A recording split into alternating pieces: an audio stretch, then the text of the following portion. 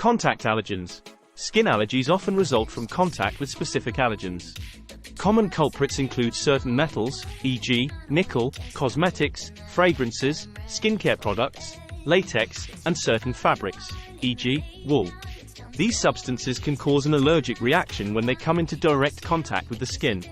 Cosmetics and personal care products. Certain ingredients in cosmetics and personal care products, such as preservatives, fragrances, and dyes, can trigger allergic reactions in some women.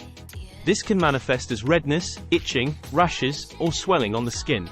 Clothing and fabrics. Some women may experience skin allergies or irritation from wearing certain fabrics, such as wool, synthetic materials, or fabrics treated with harsh chemicals. The friction and contact with the skin can lead to allergic reactions or discomfort.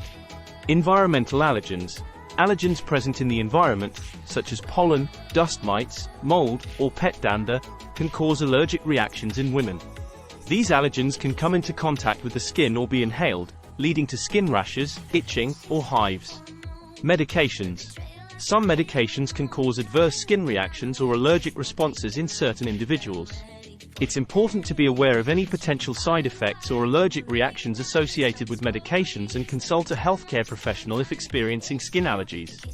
Hormonal changes. Fluctuations in hormonal levels, particularly during puberty, pregnancy, or menopause, can make women more prone to skin allergies. Changes in hormone levels can impact the skin's barrier function and increase sensitivity to allergens. Stress and emotional factors. Stress and emotional factors can exacerbate or trigger skin allergies in some women. Stress can weaken the immune system and make the skin more reactive to allergens. Pre-existing skin conditions. Women with pre-existing skin conditions, such as eczema or psoriasis, may be more susceptible to allergic reactions. These conditions compromise the skin's protective barrier, making it more prone to irritation and allergic responses.